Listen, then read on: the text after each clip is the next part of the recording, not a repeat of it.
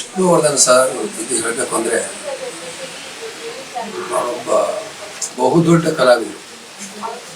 ಅಂಥ ಕಲಾವಿದರ ಜೊತೆ ನನಗೊಂದು 4 ಚಿತ್ರದಲ್ಲಿ ಮಾಡೋ ಅವಕಾಶ ಸಿಕ್ತು. ಒಂದು ಹಲೋ ಡ್ಯಾಡಿ, ಸೂರಪ್ಪ, ಆಮೇಲೆ ಹೃದಯವಂತ, ಮಾತಾಡ್ಬೋದು. ನಾನು ಹಲೋ ಡ್ಯಾಡಿಯಲ್ಲಿ ಅವ್ರ ಜೊತೆ ಪಾತ್ರ ಮಾಡಬೇಕಾದ್ರೆ ನನಗೆ ಸ್ವಲ್ಪ ಭಯ ಆಯಿತು.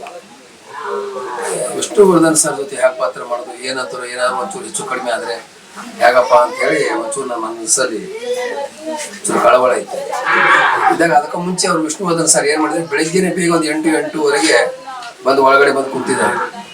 ಶೂಟಿಂಗ್ ಬಂದು ದೇವೇಗೌಡರು ಪೆಟ್ರೋಲ್ ಬ್ಯಾಂಕ್ ಹತ್ತಿರ ಒಂದು ಆಫೀಸಲ್ಲಿ ಇದ್ದಾಗ ಅವರು ಅಸಿಸ್ಟೆಂಟ್ ಡೈರೆಕ್ಟರ್ ಬಂದು ಬಿರಾದಾರ್ ಅವರೇ, ವಿಷ್ಣುವರ್ಧನ್ ಸರ್ ಜೊತೆ ನಿಮ್ಮ ಪಾತ್ರ ಇದೆ, ಈಗ ನಾನೇ ವಿಷ್ಣುವರ್ಧನ್ ಸರ್ ನಾನು ಮತ್ತೆ ನೀವು ಬಂದೆ ಅಂತೇಳಿ ಪ್ರಾಕ್ಟೀಸ್ ಮಾಡಿಸ್ತಾ ಇದ್ರು.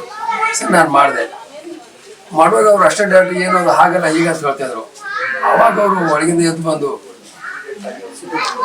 ಬಿರಾದಾರ್ ಕರೆಕ್ಟ್ ಆಗಿದೆ, ಇದು ಏನಿದೆ ಹಿಂಗೆ ಮಾಡಿ ನೀವು ಅಂತೇಳಿ ಬಂದು ನಾನು ಬೆನ್ಮೇಲೆ ಕೈ ಹಿಂಗೆ ತಟ್ಟಿದ್ರು. ವಿಷ್ಣುವರ್ಧನ್ ಸರ್ ಇದು ಹೇಳಬೇಕು ಅಂದರೆ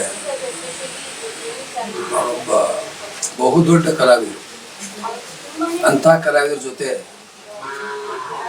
ನನಗೊಂದು 4 ಚಿತ್ರದಲ್ಲಿ ಮಾಡೋ ಅವಕಾಶ ಸಿಕ್ತು. ಒಂದು ಹಲೋ ಡ್ಯಾಡಿ, ಸೂರಪ್ಪ, ಆಮೇಲೆ ಹೃದಯವಂತ, ಮಾತಾಡ್ಬೋದು. ನಾನು ಹಲೋ ಡ್ಯಾಡಿಯಲ್ಲಿ ಅವ್ರ ಜೊತೆ ಪಾತ್ರ ಮಾಡಬೇಕಾದ್ರೆ ನನಗೆ ಸ್ವಲ್ಪ ಭಯ ಆಯಿತು. ವಿಷ್ಣುವರ್ಧನ್ ಸರ್ ಜೊತೆ ಹೇಗೆ ಪಾತ್ರ ಮಾಡೋದು, ಏನಾದ್ರು ಒಂಚೂರು ಹೆಚ್ಚು ಕಡಿಮೆ ಆದರೆ ಹೇಗಪ್ಪ ಅಂತೇಳಿ ಒಂಚೂರು ನನ್ನ ಮನಸ್ಸಲ್ಲಿ ಒಂಚೂರು ಕಳವಳ ಇತ್ತು. ಇದ್ದಾಗ ಅದಕ್ಕೆ ಮುಂಚೆ ಅವರು ವಿಷ್ಣುವರ್ಧನ್ ಸರ್ ಏನು ಮಾಡಿದ್ರೆ, ಬೆಳಗ್ಗೆನೇ ಬೇಗ ಒಂದು 8-8:30 ಬಂದು ಒಳಗಡೆ ಬಂದು ಕೂತಿದ್ದಾರೆ. ಶೂಟಿಂಗ್ ಬಂದು ದೇವೇಗೌಡರು ಪೆಟ್ರೋಲ್ ಬ್ಯಾಂಕ್ ಹತ್ತಿರ ಒಂದು ಆಫೀಸಲ್ಲಿ ಇದ್ದಾಗ ಅವರು ಅಸಿಸ್ಟೆಂಟ್ ಡೈರೆಕ್ಟರ್ ಬಂದು ಬಿರಾದಾರ್ ಅವರೇ, ವಿಷ್ಣುವರ್ಧನ್ ಸರ್ ಜೊತೆ ನಿಮ್ಮ ಪಾತ್ರ ಇದೆ, ಈಗ ನಾನೇ ವಿಷ್ಣುವರ್ಧನ್ ಸರ್ ನಾನು ಮತ್ತೆ ನೀವು ಬಂದೆ ಅಂತೇಳಿ ಪ್ರಾಕ್ಟೀಸ್ ಮಾಡಿಸ್ತಾ ಇದ್ರು. ಸರ್ ನಾನು ಮಾಡಿದೆ. ಮಾಡುವಾಗ ಅವರು ಅಸಿಸ್ಟೆಂಟ್ ಡೈರೆಕ್ಟರ್ ಏನೋ ಹಾಗಲ್ಲ ಈಗ ಅಂತ ಹೇಳ್ತಾಯಿದ್ರು. ಅವಾಗ ಅವರು ಒಳಗಿಂದ ಎದ್ದು ಬಂದು,